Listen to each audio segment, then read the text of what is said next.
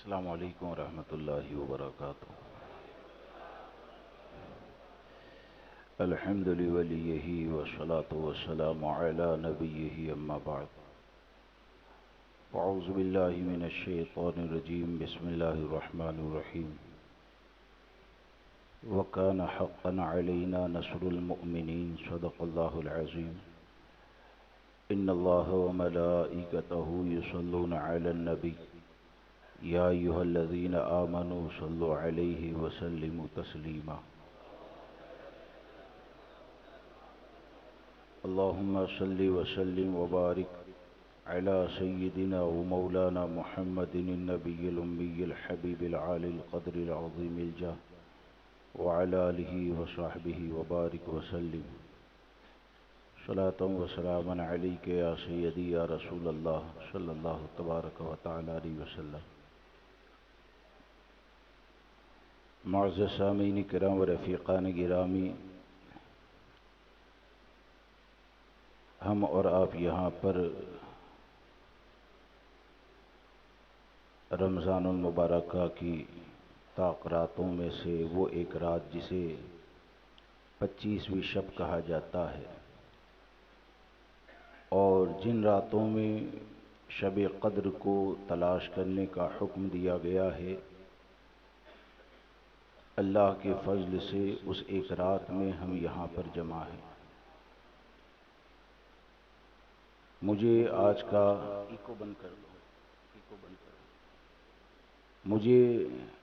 آج کا جو موضوع دیا گیا ہے وہ یہ ہے کہ مسلمانوں کی مدد کرنا،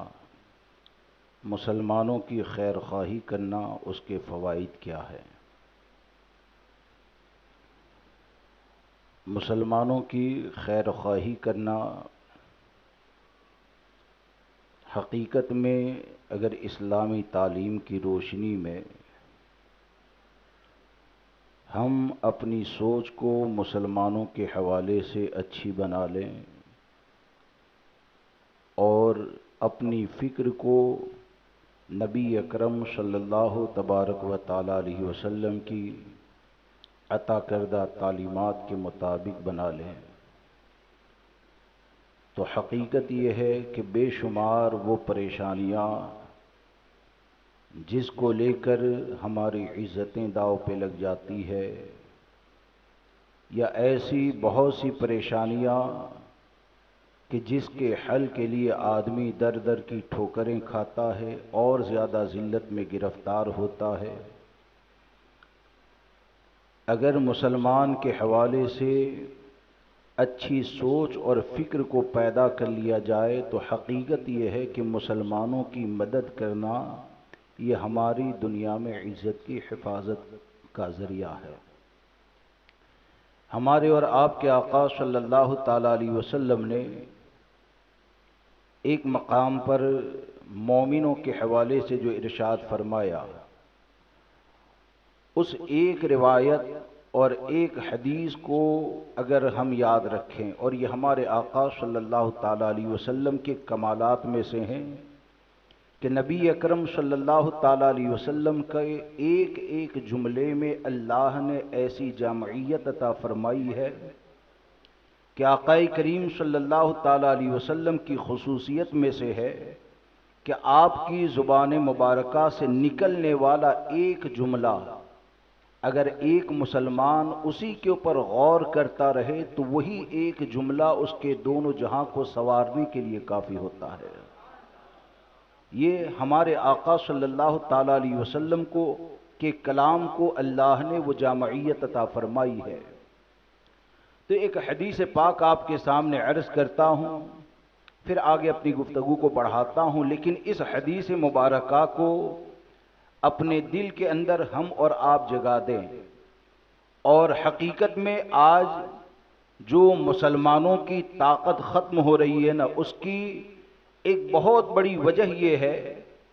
کہ جو نبی رحمت صلی اللہ تعالی علیہ وسلم کی بارگاہ سے ایمان والوں کو جو تصور اور جو مجاز دیا گیا ہے، وہ تصور اور مجاز میں کمزوری پیدا ہوتی جا رہی ہے۔ کیا تصور عطا کیا گیا کہ کہ ہمارے آقا صلی اللہ تعالیٰ علیہ وسلم نے ارشاد فرمایا کہ مومن آپس میں ایک جسم کی طرح ہوتا ہے، مومن آپس میں ایک جسم کی طرح ہوتا ہے، اگر آنکھ کو تکلیف ہو جائے، حدیث پاک میں ہے آنکھ کو تکلیف ہو جائے تو پورا جسم بے چین ہو جاتا ہے، اگر سر کو تکلیف ہو جائے تو پورا جسم بے چین ہو جاتا ہے۔ یہ حدیث میں نبی اکرم صلی اللہ تعالیٰ علیہ وسلم نے مسلمانوں کو جو ایک جسم کی طرح کہا، تو ہمارے جسم کا ہر حصہ ایک دوسرے سے کتنا قریب ہے یا ایک دوسرے سے اس کی نزدیکی کتنی زیادہ ہے، آسانی سے ہر آدمی سمجھ سکتا ہے۔ مثال کے طور پر یہ میرا پورا جسم ہے، میرے جسم کا ہر حصہ اگر سلامت ہے، لیکن اگر گھٹنے میں درد پیدا ہو جائے تو درد ایک جگہ ہوتا ہے، بے چینی پورے جسم میں ہوتی ہے نا۔ آنکھ میں درد ہو جائے، درد ایک جگہ، پورا جسم سلامت ہے، لیکن جسم کے ہر عضو کو ایک دوسرے سے تعلق ایسے ہوتا ہے کہ ایک حصے کا بے چین ہونا یہ دوسرے حصے کی بے چینی کا ذریعہ ہے۔ اب جب ہمارے آقا صلی اللہ تعالیٰ علیہ وسلم نے ہم کو یہ تصور عطا فرمایا تو یہ حقیقت ہے کہ ایک مسلمان اگر دوسرے مسلمان کی پریشانی سے پریشان ہو جائے، ایک مسلمان اگر دوسرے مسلمان کی خوشی سے خوش ہو جائے، ایک مسلمان اگر دوسرے مسلمان کی کامیابی سے راضی ہو جائے، تو حقیقت یہ ہے یہ ایسی طاقت ہے کہ جس طاقت نے آج تک پوری دنیا میں مسلمانوں کو غلبہ عطا فرمایا، اس طاقت نے پوری دنیا میں مسلمانوں کو غلبہ عطا فرمایا۔ کہنے کو تو اگر ہم یہ کہہ دیں کہ ہمارا تعلق دوسرے مسلمان سے ایسا ہی پایا جاتا ہے، تو ہم کو اپنا حساب کرنا چاہیے کہ واقعی میں میرا تعلق اگر آپ سے ایک جسم کی طرح پایا جاتا ہے تو آپ کو برباد ہوتے دیکھ کر اگر میں راضی ہوتا ہوں تو یہ اس تعلق کا نتیجہ تو نہیں ہوتا ہے، بلکہ اس تعلق کا نتیجہ یہ ہے کہ آپ کو اپنی بربادی کا جو غم ہوتا ہے، آپ کو اپنی بربادی کا جو احساس ہوتا ہے، وہ احساس میرے دل کے اندر جتنا زیادہ زندہ ہوگا، اللہ تبارک و تعالی اتنا ہی میرے ایمان کو کمال عطا فرمائے گا۔ یہ حقیقت ہے۔ اور ایک مقام پر نبی اکرم صلی اللہ تعالی علیہ وسلم نے ارشاد فرمایا، المؤمن للمؤمن کالبنیان یشد بعضہ بعضا، کہ مومن جو ہوتا ہے نا وہ اپنے مومن کے لیے ایک دیوار کی طرح ہوتا ہے۔ کیا فرمایا؟ ایک دیوار کی طرح ہوتا ہے۔ جس طرح دیوار کا ایک حصہ دوسرے حصے کو مضبوط کرتا ہے، اسی طرح ایک مومن دوسرے مومن کے لیے تقویت اور مضبوطی کا ذریعہ ہوتا ہے۔ اور ہمارے آقا صلی اللہ تعالی علیہ وسلم نے اپنی انگشت مبارک کو یعنی مضبوطی دکھانے کے لیے آخر میں اس طور پر داخل فرما دیا کہ ایک مومن دوسرے مومن کے لیے دیوار کی طرح ہوتا ہے، یعنی تقویت دینے والا ہوتا ہے۔ اب آپ اور ہم یہ سوچیں کہ آج میری زندگی کے 46 سال ختم ہو گئے، 47 سال میں داخل ہو گیا، آپ میں سے کوئی 21 سال کا ہوگا،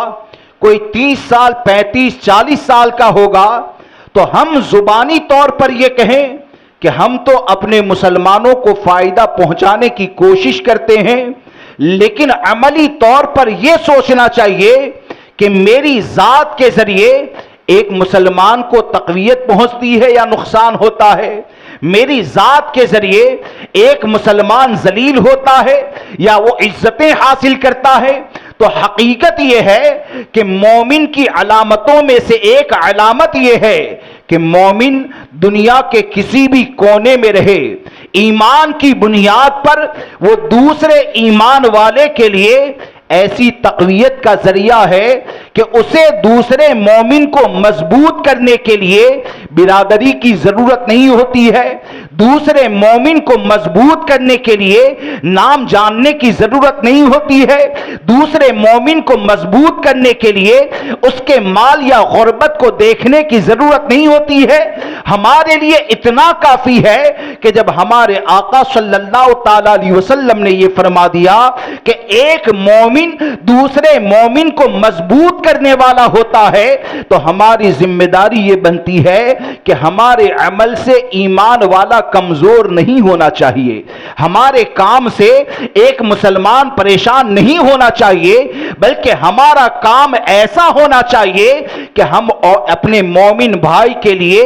ایسے مضبوط دیوار بن جائے کہ جس طرح ایک دیوار دوسری دیوار کو مضبوط کرتی ہے، ہم اپنے مسلمانوں کے لیے سہارا بن جائے۔ اگر سہارا بن جائیں گے تو آپ اس کے فوائد کو دنیا میں تلاش نہ کریں، ہمارے لیے سب سے بڑا فائدہ یہ ہے کہ یہ ہمارے آقا نے حکم عطا فرمایا ہے اور حکم مصطفیٰ پر عمل کی اللہ نے توفیق عطا فرمائی ہے۔ یہ اپنی سوچ اور فکر بنائیں۔ آپ دیکھیے کہ مسلمانوں کے حوالے سے اور مسلمانوں کی مدد کرنے کے حوالے سے دنیا کے بے شمار فوائد ہے، اور حقیقت یہ ہے کہ بہت سے لوگوں کا مزاج یہ ہو جاتا ہے کہ اگر وہ کسی مصیبت کے اندر گرفتار ہو گیا، کسی مصیبت کے اندر گرفتار ہو گیا، تو مصیبت میں گرفتار ہونے کے بعد وہ اپنی پریشانی کا حل یا تو گورنمنٹ کو مال کھلانے کے ذریعے نکالتا ہے، یا پھر کسی نے کہہ دیا تیری پریشانی کا حل یہ ہے کہ فلاں بابا کے پاس چلے جاؤ، اب وہ شریعت پر عمل کرنے والا ہے نہیں ہے، بد مذہب ہے، دیوبندی وہابی ہے، کیا ہے اس کا فرق نہیں رکھتے، بلکہ بعض تو معاذ اللہ رب العالمین غیر مسلموں کے پاس اپنی پریشانی کے حل کے لیے چلے جاتے ہیں۔ حقیقت یہ ہے بزرگوں کا طریقہ یہ رہا کہ وہ جب اپنے اندر کوئی نقصان کو دیکھتے یا کسی پریشانی کو دیکھتے تھے تو وہ کسی کے پاس جانے سے پہلے اپنے اعمال کا حساب کیا کرتے، کسی کے پاس جانے سے پہلے اپنے اعمال کا حساب کیا کرتے تھے۔ اب میری سوچ یہ ہے، میری فکر یہ ہے کہ نبی اکرم صلی اللہ تعالی علیہ وسلم نے حفاظت کے لیے ایک مسلمان کو جو عمل عطا فرما دیا، حقیقت یہ ہے وہ عمل کی برکتیں بابا کے ذریعے نہیں مل سکتی ہے، وہ عمل کی برکتیں در در کی ٹھوکریں کھانے سے نہیں مل سکتی ہے، بلکہ ہمارا حضور کے فرمان کے اوپر صلی اللہ تعالی علیہ وسلم اتنا یقین ہونا چاہیے، ہمارا ایمان اتنا مضبوط ہونا چاہیے کہ ہم یہ سوچیں کہ زمین پھٹ سکتی ہے، آسمان پھٹ سکتا ہے، لیکن ہمارے آقا نے جو فرما دیا وہ کبھی بھی غلط ہو ہی نہیں سکتا ہے۔ ہمارے آقا صلی اللہ تعالی علیہ وسلم نے ہم کو پریشانی سے بچانے کے لیے ایک مومن، ایک مسلمان سے ہمارا رشتہ اسے رات دن پریشان کرنے کے لیے تھوڑی ہے، اس کو مصیبت میں ڈالنے کے لیے تھوڑی ہے، اس کے کاروبار کو برباد کرنے کے لیے تھوڑی ہے۔ ہمارا رشتہ اور تعلق یہ ہے کہ ہمارے آقا صلی اللہ تعالی علیہ وسلم نے ہم کو یہ تعلیم عطا فرمائی کہ جو اپنے مسلمان بھائی کو لباس پہناتا ہے، کیا پہناتا ہے؟ جو اپنے مسلمان بھائی کو لباس پہناتا ہے تو اس لباس میں سے ایک ٹکڑا بھی اگر اس کے جسم پر رہے گا تو جب تک وہ لباس اپنے مسلمان بھائی کے جسم پر رہتا ہے اللہ تبارک و تعالیٰ کی حفظ و امان میں وہ بندہ ہوا کرتا ہے۔ اب آپ سوچیں کہ سرکار صلی اللہ تعالی علیہ وسلم نے حفاظت کے لیے جو نسخہ عطا فرمایا، امن و سکون کے لیے جو نسخہ عطا فرمایا، وہ نسخہ یہ ہے کہ تو اپنی پریشانی کا حل اگر چاہتا ہے تو تیری پریشانی کی دوری ایک مسلمان کو ذلیل کر کے نہیں ہو سکتی ہے، تیری پریشانی کا حل ایک مسلمان کے کاروبار کو نقصان پہنچا کے نہیں ہو سکتی ہے، تیری پریشانی کا حل یہ ہے کہ اگر تجھے کوئی مسلمان نظر آتا ہے، اگر تو کسی مصیبت میں گرفتار ہو جائے تو اپنے دل کے اندر کسی باوا کے پاس جانے کی نیت بعد میں کرنا، پولیس چوکی کی طرف جانے کی نیت بعد میں کرنا، کسی اور سے اپنا درد سنانے کی نیت بعد میں کرنا، حضور کے فرمان کو اپنے دل میں بسا کر ایک مسلمان غریب کو جب تو لباس پہنائے گا تو اس لباس سے، اس نیت سے لباس پہنا دینا کہ امام الانبیاء نے یہ فرمایا ہے کہ جب تک لباس اس کے جسم پر رہے گا وہ اللہ کی حفظ و امان میں رہتا ہے۔ تو بخدا اگر صحیح نیت کے ساتھ اگر ایک مسلمان کو لباس پہنا دیا جائے تو وہ لباس تیری حفاظت کی ضمانت ہے، وہ لباس تیرے لیے امن و سکون کی ضمانت ہے۔ اب آپ سوچئے کہ ہم کو بارگاہ رسالت صلی اللہ تبارک و تعالی علیہ وسلم سے اتنے عظیم نسخے اپنی عزت کی حفاظت کے لیے عطا کیے گئے ہیں، اتنی پیاری باتیں ہمارے آقا صلی اللہ تعالی علیہ وسلم نے ہماری عزت کے حفاظت کے لیے عطا فرمائی ہے، لیکن ہم اگر جاہل ہو جائے، فرمان مصطفیٰ سے غافل ہو جائے،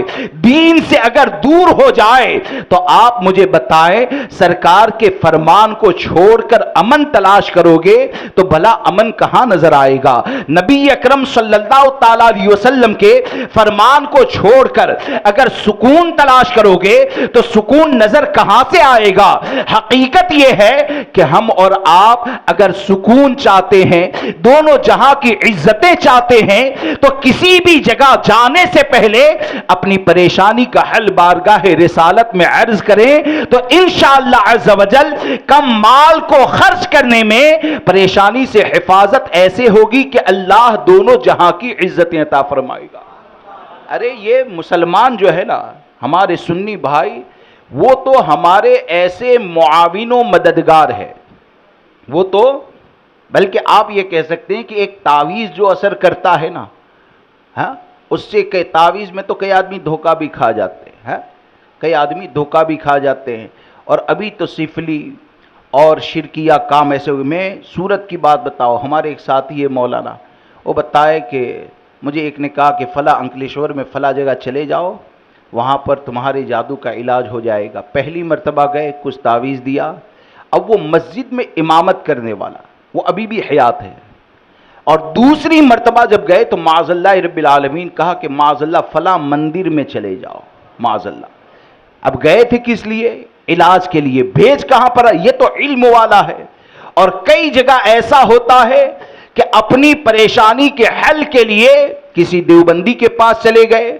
اور اگر جسم اچھا ہو گیا تو معاذ اللہ رب العالمین جسے کافر ماننا چاہیے تھا اسے متقی ماننے لگتے۔ جہاں پر دیوبندی وہابی سے بچنا چاہیے تھا وہاں پر اس کے پیچھے نماز شروع کر دیتے ہیں۔ یہ تمام مصیبتیں اس لیے آتی ہے کہ سرکار صلی اللہ تعالی علیہ وسلم کی تعلیمات سے ہم دور ہوتے جا رہے ہیں۔ ارے یہ تو مسلمان تمہارے لیے حفاظت کا اتنا بڑا ذریعہ ہے کہ حضرت شیخ عبدالحق محدث دہلوی رحمۃ اللہ تعالی علیہ کی ایک کتاب ہے ایمان کامل، جس کے اوپر حاشیہ یعنی اس کتاب کی افادیت اور فائدے کو دیکھتے ہوئے اس کتاب پر حاشیہ سرکار سیدی اعلیٰ حضرت نے تحریر فرمایا۔ شیخ عبدالحق محدث دہلوی کی کتاب اور اس پر حاشیہ امام اہل سنت نے تحریر فرمایا، اور وہ تخلیق ملائکہ کے حوالے سے، یعنی فرشتوں کو اللہ تبارک و تعالی کیسے پیدا کرتا ہے اس کے حوالے سے پوری بحث ہے۔ تو اس میں امام اہل سنت نے ایک حدیث نقل فرمائی، کافی طویل حدیث ہے، لیکن موضوع کے مناسبت سے وہ مجھے بات یاد آ گئی کہ امام اہل سنت نے اس میں فرمایا کہ جب ایک مسلمان دوسرے مسلمان کے دل میں خوشی کو داخل کرتا ہے، ایک مسلمان دوسرے مسلمان کے دل میں خوشی کو داخل کرتا ہے، مثال کے طور پر کسی مسلمان کی پریشانی ہے، مالی طور پر پریشان ہے، تو ظاہر سی بات ہے گھر میں کھانے کے لیے نہیں ہے، اگر آپ نے کھانا دے دیا تو اس کے دل میں خوشی کو داخل کر دیا۔ یعنی ایک مسلمان کی جائز ضرورتوں کو اگر پورا کیا جائے تو یہ اس کے دل کے اندر خوشی کو داخل کرنا ہے۔ امام اہل سنت اس حدیث کو نقل فرماتے ہیں کہ جب ایک مومن کے دل میں خوشی کو داخل کیا جاتا ہے تو اللہ تبارک و تعالی اس خوشی سے ایک فرشتے کو پیدا فرماتا ہے۔ اللہ تبارک و تعالی اس خوشی سے ایک فرشتے کو پیدا فرماتا ہے، اور جو آپ نے یہ مسلمان کے دل میں خوشی کو داخل کر دیا، مسلمان کی جو تم نے مدد کر دی، تو اس مدد کا فائدہ کہاں تک ہوتا ہے پتہ ہے؟ حدیث پاک میں ہے، جس کا خلاصہ کہ سرکار اعلی حضرت فرماتے ہیں کہ حدیث پاک میں یہ آیا کہ جب وہ مسلمان کے دل میں خوشی داخل کرنے والا، جب وہ ایک مسلمان کی مدد کرنے والا جب قبر میں چلا جاتا ہے اور اندھیری قبر میں بند ہو جاتا ہے، تو ایک فرشتہ اس کے پاس آتا ہے اور آ کر کہتا ہے کیا مجھے پہچانا؟ وہ بندہ کہتا ہے میں نے نہیں پہچانا۔ وہ فرشتہ کہتا ہے میں تمہاری وہ خوشی ہوں جو تم نے فلاں مسلمان کے دل میں داخل کی تھی، آج میں تم کو ایمان پر قائم رکھوں گا، میں تم کو ثابت قدم رکھوں گا۔ یعنی ایک مسلمان کے دل میں خوشی کو داخل کر دینا یہ کوئی چھوٹا عمل نہیں ہے، یہ تو اتنا بڑا عمل ہے کہ اگر تم نے ایک مسلمان کے دل میں خوشی کو داخل کر دیا تو ایسی جگہ پر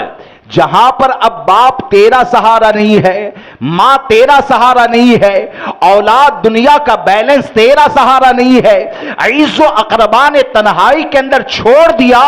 اس جگہ پر جا کر اگر تیرے کام کوئی آتا ہے تو زمین پر ایک مومن کی مدد کرنا کام آتا ہے۔ تو ہم کو کیا چاہیے؟ ہم کو یہ چاہیے کہ ہر مسلمان کا مزاج ایسا ہو کہ اپنے مسلمان کو ہمیشہ معاون بنے، اپنے مسلمان کا ہمیشہ مددگار بنے، اور یہ تمام احادیث مبارکہ کو نظر کے سامنے رکھ کر پورے یقین کے ساتھ اگر عمل کرے گا تو انشاءاللہ اللہ تبارک و تعالی اس کی برکتیں ضرور عطا فرمائے گا۔ آج لوگوں کو شکایت کیا ہے؟ آج اگر کاروبار کرتے ہیں، کیا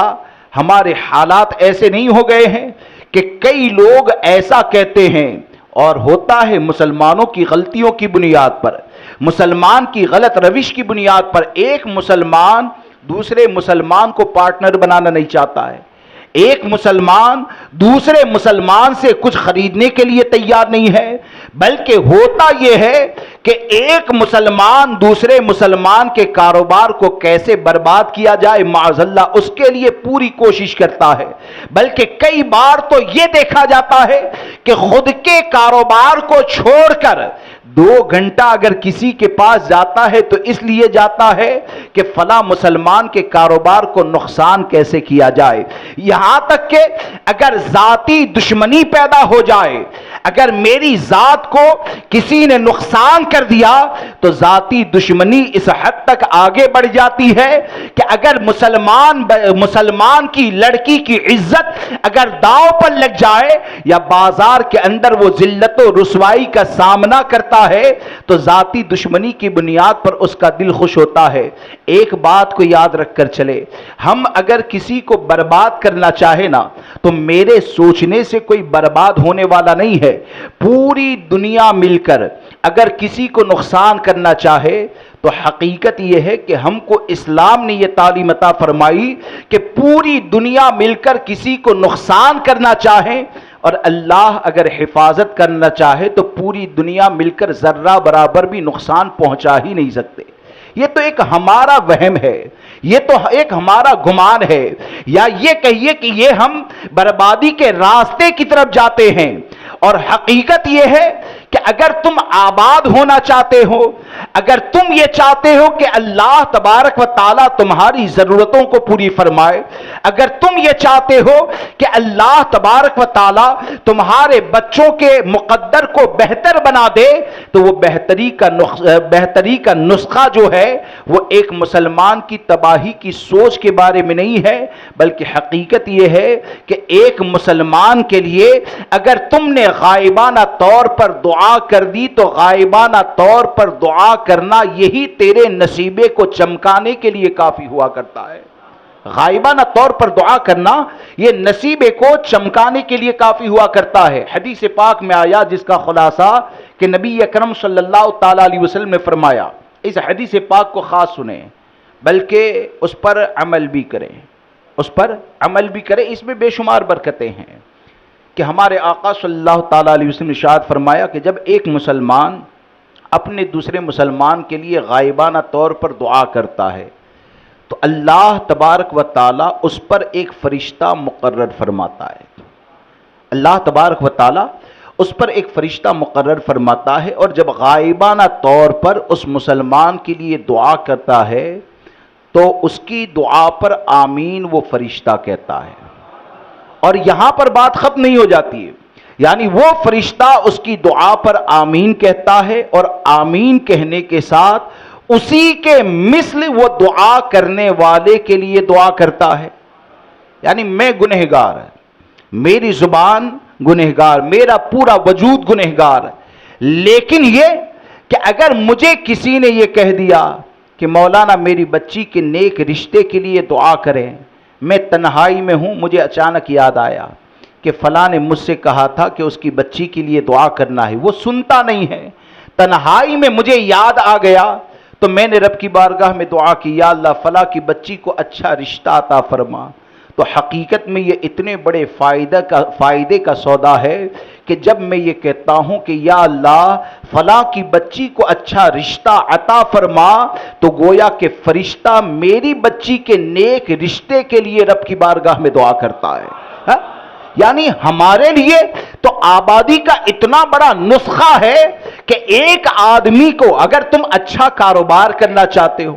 اگر اپنی اولاد کے لیے دنیا کا بہتر سامان تیار کرنا چاہتے ہو، ایک مسلمان کے گھر میں اگر تم نے نعمتوں کو جمع ہوتے ہوئے دیکھا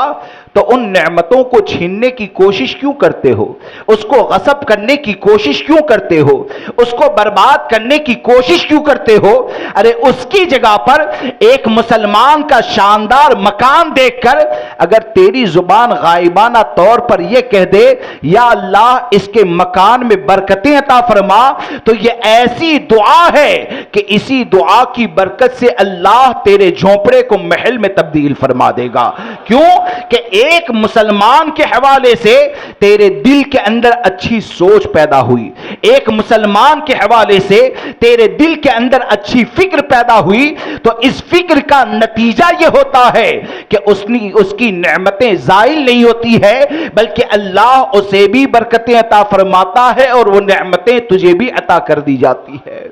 تو ہم کو یہ سوچ رکھنی چاہیے، ہم کو یہ فکر رکھنی چاہیے کہ ہم مسلمانوں کی ہمیشہ خیر خواہی کریں، مسلمانوں کی ہمیشہ بھلائی کریں۔ ایک روایت کے اندر یہ آئے، بے شمار مسلمانوں کی مدد کے حوالے سے روایتیں پائی جاتی ہیں، اور صحابہ کرام رضوان اللہ تعالیٰ علیہ مجمعین کی زندگی میں بھی آپ کو نظر آئے گا۔ ایک روایت یہ ہے، یعنی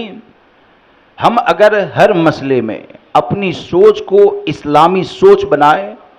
تو یہ دنیا کی بھی عزت ہے اور آخرت میں بھی عزت کا ذریعہ ہے۔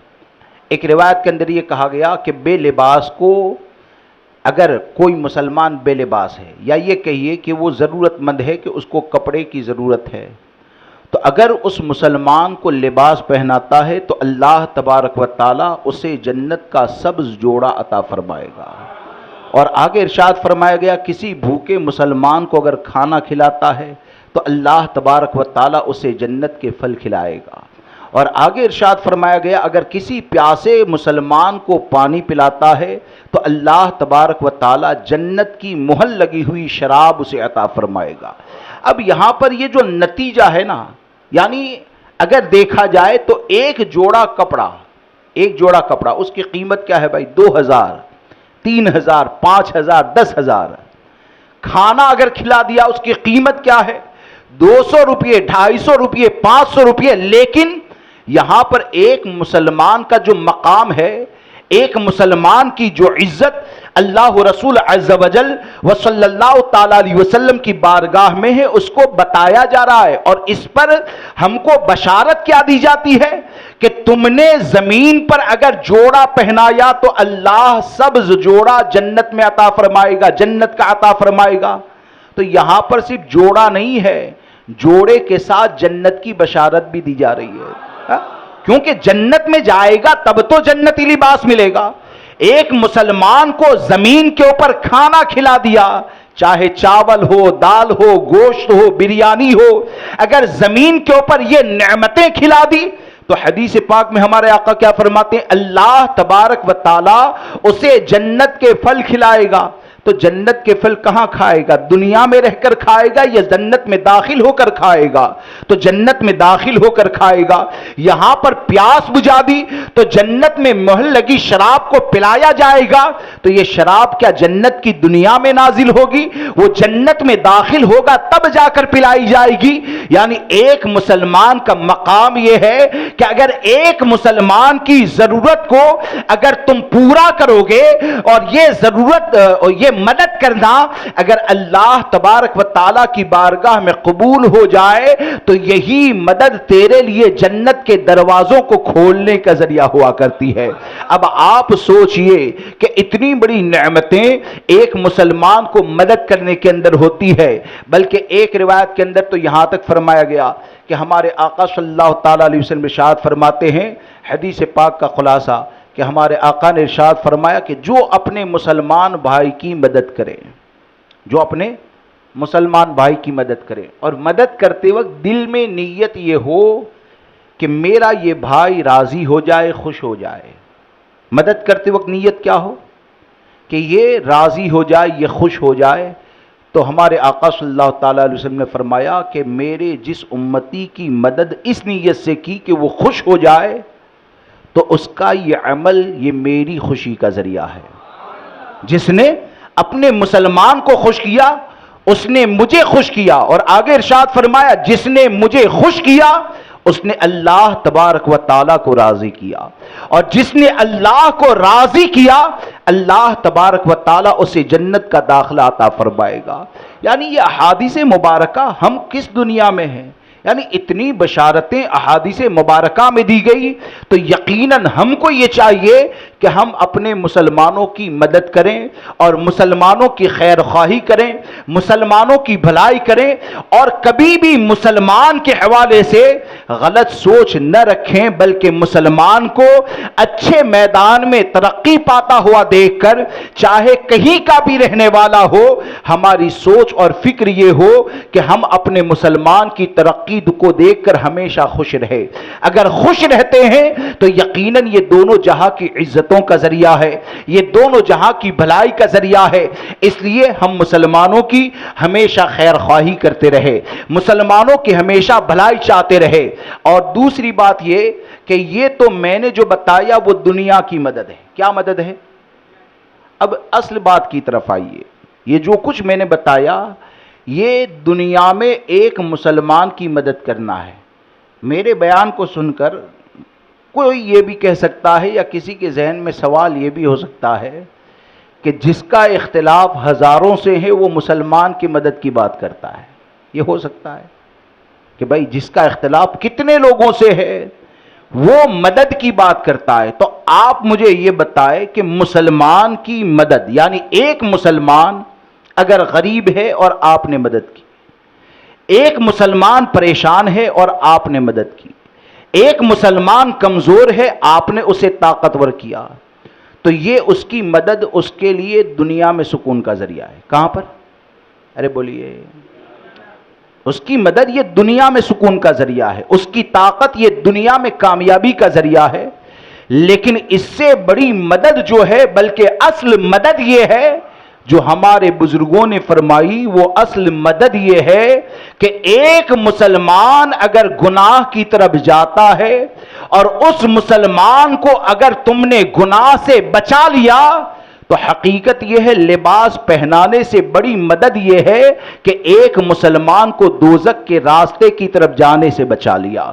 حقیقت یہ ہے کہ ایک مسلمان کو حرام سے بچانا یہ ایسی مدد ہے جو بارگاہ مصطفیٰ صلی اللہ تعالیٰ علیہ وسلم سے قربت کا ذریعہ ہے۔ تو یہ لباس کو پہنانے والے، مالی طور پر مدد کرنے والے، دنیا میں تقویت دینے والے، ان سے بڑے مددگار ہمارے وہ بزرگان دین ہیں کہ مثال کے طور پر امام احمد رضا فاضل بریلوی رضی اللہ تبارک و تعالیٰ، یہ ہمارے ایسے مددگار ہے کہ انہوں نے جوڑا ہم کو نہیں بھیجا، یہ ہمارے ایسے مددگار ہے کہ انہوں نے مال ہمارے لیے نہیں بھیجا، لیکن یہ ہمارے ایسے مددگار ہیں جب لوگوں کے دلوں سے عشق مصطفیٰ کو نکالنے کی کوشش کی جا رہی تھی تو پوری امت کے امام احمد رضا ایسے مددگار بن کر کھڑے ہوئے کہ جن کی مدد نے ہمارے دل میں عشق مصطفیٰ کو جما دیا ہے،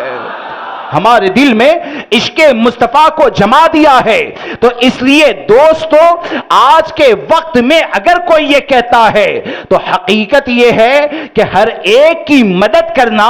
اسی کو کہا جاتا ہے جو شریعت مطہرہ کے دائرے کے مطابق کام کیا کرتا ہے۔ مثال کے طور پر ایک مسلمان ایسا ہے جو دیوبندیوں کے ساتھ اتحاد کی بات کرتا ہے، اور اتحاد کی اگر بات کرے اور ہم نے اگر اس کا رد کر دیا تو کہتے ہیں کہ ایک طرف مسلمان کی مدد کی بات کی جاتی ہے، دوسری طرف مسلمانوں کا رد کیا جاتا ہے۔ تو ہم یہ کہتے ہیں کہ مسلمانوں کا یہ رد جو تم کو نظر آتا ہے نا، حقیقت میں یہ رد نہیں ہے، بلکہ اس اتحاد کرنے والے کے لیے ایسی مدد ہے کہ اگر ہماری بات کو سن کر اس گناہ سے بچ جائے گا تو اللہ تبارک و تعالی اس کو قبر و حشر کی ذلت سے بچائے گا۔ کیوں کہ آج جتنے بھی مسلمانوں کے حق پائے جاتے ہیں، حقیقت یہ ہے کہ مخلوق میں سب سے زیادہ اگر کسی کا حق ہمارے اوپر ہے تو وہ ہمارے آقا صلی اللہ تعالی علیہ وسلم کا حق ہے۔ جس جگہ پر حضور کے احسان کو بھلا کر اتحاد کی کوئی بات کرتا ہے، جس جگہ پر حضور کے احسان کو بھلا کر بد مذہبوں سے قریب ہونے کی بات کرتا ہے، تو حقیقت یہ ہے کہ ایسے لوگوں کو بد مذہبوں سے بچانے کے لیے ان کا رد کرنا، یہ ان کا رد کرنا یا ان کو ذلیل کرنا نہیں ہے، بلکہ یہ ایسی مدد کرنا ہے کہ اگر ہماری مدد کو قبول کر لے گا تو اللہ اس کو ایمان کی سلامتی عطا فرمائے گا۔ اور اگر ایسے لوگوں کو آزاد چھوڑ دیا جائے، یا یہ کہ کوئی گناہ کرنے والا اگر گناہ کرتا ہے اور یہ سوچ کر آزاد چھوڑ دیا جائے کہ نہیں اسے کچھ بھی نہیں کہنا چاہیے، اس کو آزاد چھوڑ دینا چاہیے، تو حقیقت میں وہ مدد کرنے والا نہیں ہے بلکہ وہ ظالم ہے۔ کیونکہ ہمارے آقا صلی اللہ تعالی علیہ وسلم نے ایک مقام کے پر ارشاد فرمایا کہ اپنے مومن بھائی کی مدد کرو، چاہے وہ ظالم ہو چاہے مظلوم ہو۔ عرض کی گئی یا رسول اللہ علیہ الصلوۃ والسلام، مظلوم کی تو مدد کی جائے، جس پر ظلم ہوتا ہے اس کی تو میں مدد کروں، لیکن ظالم کی مدد کرنا کیا ہے؟ تو ہمارے آقا صلی اللہ تعالی علیہ وسلم نے فرمایا کہ ظالم کو ظلم سے روک دینا یہ اس کی مدد کرنا ہے۔ کیا فرمایا؟ ظالم کو ظلم سے روک دینا یہ اس کی مدد کرنا ہے۔ اب ظالم کو ظلم سے روک دینا کیا ہے؟ مثال کے طور پر معاذ اللہ، اگر کوئی نمازوں کو چھوڑتا ہے تو وہ ظالم ہے کہ نہیں؟ ارے بولیے، نمازوں کو اگر چھوڑتا ہے تو وہ اپنے آپ پر ظلم کرنے والا ہے۔ اب جب وہ اپنے آپ پر ظلم کرنے والا ہے تو اگر اسی کو ایسے ہی آزاد چھوڑ دیا جائے، اس کو نماز کی تاکید نہ کی جائے، اگر اس کو نماز کی اہمیت نہ بتائی جائے، قرآن و حدیث کے اندر نماز کے بارے میں جو تاکید آئی ہے اگر اس کو نہ بتایا جائے، تو حقیقت یہ ہے یہ اپنے مومن بھائی کی مدد کرنا نہیں ہے بلکہ اس پر ظلم کرنا ہے۔ اور مدد کرنا یہ ہے کہ تو اس کو قرآن و حدیث کی روشنی کے اندر نماز کی اہمیت کو جب سمجھائے گا اور وہ نماز کا پابند بن جائے گا، تو نماز کی حفاظت جب اسے دوزخ سے آزاد کر دے گی تو یہ دوزخ سے آزاد کروانا یہ حقیقت میں مسلمانوں کی مدد کرنا ہے۔ دوزخ سے آزاد ہونا یہ حقیقت میں مسلمانوں کی مدد کرنا ہے۔ اسی طرح آپ اور مسائل کو بھی اگر دیکھیں گے تو آپ کو تمام مسئلے میں یہی نظر آئے گا۔ المختصر یہ ہے کہ ہم اپنی زندگی کو ایسی بنائیں، تعاونوا علی البر ولا تعاونوا علی الاثم والعدوان، نیکیوں کے اوپر ایک دوسرے کی مدد کریں، گناہ اور سرکشی کے اوپر کبھی بھی کسی کی مدد نہ کریں، کیونکہ گناہ اور سرکشی کے اوپر اگر کوئی کسی کی مدد کرتا ہے تو وہ مدد نہیں ہے بلکہ اپنے مومن بھائی کو ہلاکت میں ڈالنا ہے، اپنے مومن بھائی کو تباہی اور بربادی کے راستے پر ڈالنا ہے۔ لہذا دوستو، ہم شریعت مطہرہ کی روشنی میں اپنی زندگی گزارے، اور آخر میں چلتے چلتے یہ کہ خاص کر کے مسلمانوں میں مدد کرنے کا جو معاملہ ہے، مدد کرنے کا جو تصور ہے، یا جس کو یہ کہا جاتا ہے کہ آج کے وقت میں جو ہر طرح سے مدد کے حقدار ہیں یا اچھے سلوک کے حقدار ہیں، تو ہم کو یہ نظر آتا ہے کہ مالدار سے محبت کرنے والے تو ہزاروں نظر آتے ہیں، مالدار اگر بیمار پڑ جائے تو عیادت کرنے والے ہزاروں نظر آتے ہیں۔ ہر سنی کی مدد کرنی چاہیے، عیادت کرنی چاہیے، لیکن حقیقت یہ ہے کہ وہ مخصوص طبقہ کہ جس کی مدد کے بارے میں ہمارے آقا صلی اللہ تعالی علیہ وسلم نے فرمایا، وہ مخصوص طبقہ جس کے قریب رہنے کی تعلیم ہمارے آقا صلی اللہ تعالی علیہ وسلم نے عطا فرمائی ہے، وہ غریبوں اور مسکینوں کا طبقہ ہے۔ اور غریب اور مسکین کے طبقے سے ہمارے آقا صلی اللہ تعالی علیہ وسلم اتنی زیادہ محبت کرتے تھے کہ آپ نے ایک مرتبہ سیدہ عائشہ صدیقہ رضی اللہ تبارک و تعالی عنہا سے فرمایا کہ اے عائشہ، مسکینوں سے محبت کرو اور مسکینوں کو اپنے قریب رکھو۔ اگر تم مسکین سے محبت کرو گی اور مسکینوں کو اپنے سے قریب رکھو گی تو اللہ تبارک و تعالی کل میدان محشر میں اپنا قرب عطا فرمائے گا۔ اللہ تبارک و تعالی کل میدان محشر میں اپنا قرب عطا فرمائے گا۔ اب آج کے وقت میں یعنی جس کو یہ نشہ ہے یا جو دنیا کی نعمتیں مل جانے پر گھمنڈ کرتا ہے، تکبر کرتا ہے، یہ اس کے لیے ہے کہ جو ایسی سوچ رکھتا ہے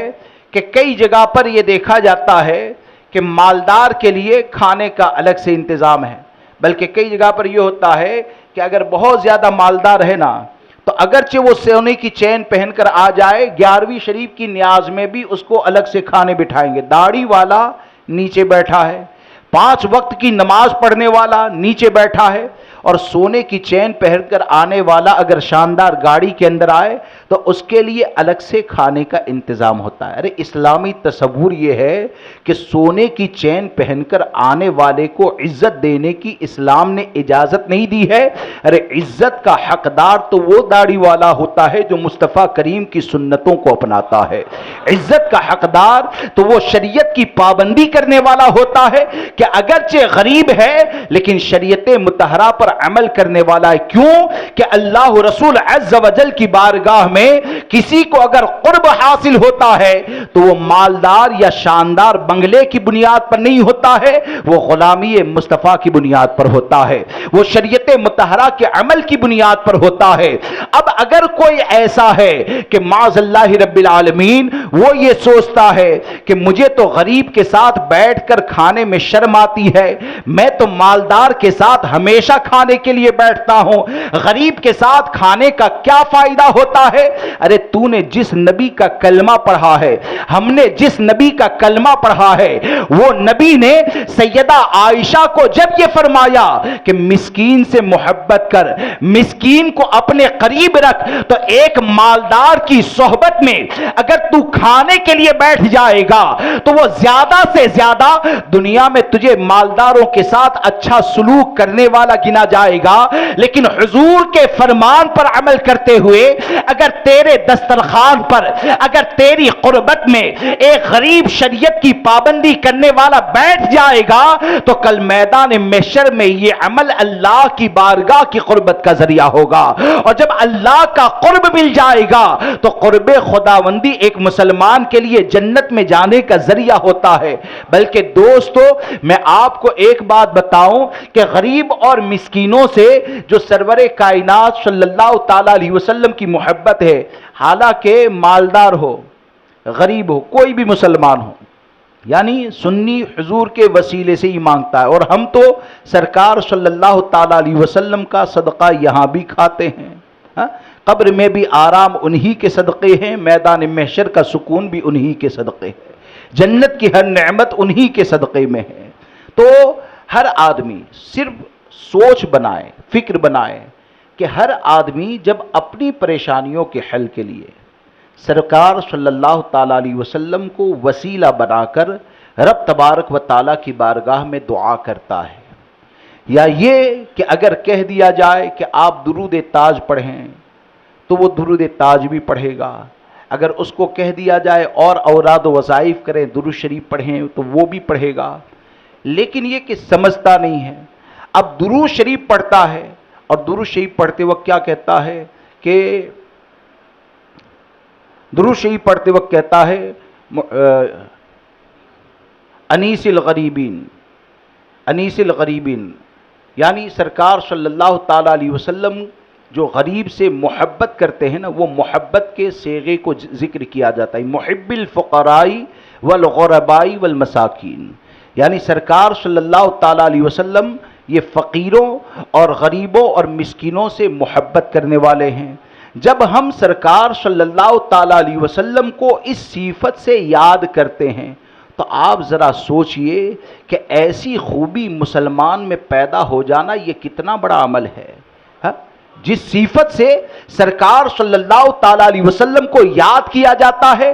اگر وہ تمہارے اندر عمل پیدا ہو جائے، غریبوں سے محبت پیدا ہو جائے، تو غریبوں سے محبت کا پیدا ہو جانا یہ سنت مصطفیٰ پر عمل کرنا ہے۔ اور پھر یہ کہ آپ کی مسکینوں سے محبت اتنی زیادہ کہ ہمارے آقا صلی اللہ تعالیٰ علیہ وسلم کئی مرتبہ یہ دعا فرماتے تھے، اللہم احیینی مسکینا وامتنی مسکینا وحشرنی فی زمرۃ المساکین، اے اللہ مجھے مسکینوں کے ساتھ زندگی عطا فرما، وامتنی مسکینا اور مسکینوں میں موت عطا فرما، اور مسکینوں کے درمیان میرا حشر فرما۔ محدثین فرماتے ہیں کہ سرکار صلی اللہ تعالیٰ علیہ وسلم نے یہاں پر یہ نہیں فرمایا کہ میرے ساتھ مسکینوں کا حشر فرما،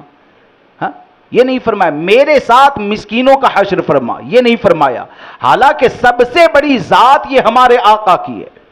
سب سے بڑی ذات یہ ہمارے آقا صلی اللہ تعالیٰ علیہ وسلم کی ہے۔ ہمارے آقا سے بڑھ کر کوئی فضیلت والا آیا بھی نہیں اور آئے گا بھی نہیں، تو ہونا تو یہ چاہیے، اور حقیقت میں حضور صلی اللہ تعالیٰ علیہ وسلم کے ساتھ جس کا حشر ہو جائے، حضور صلی اللہ تعالیٰ علیہ وسلم کی جس کو قربت مل جائے، تو چاہے وہ مسکین ہو، فقیر ہو، مالدار ہو، متقی ہو، غوث قطب ابدال ہو، کوئی بھی ہو،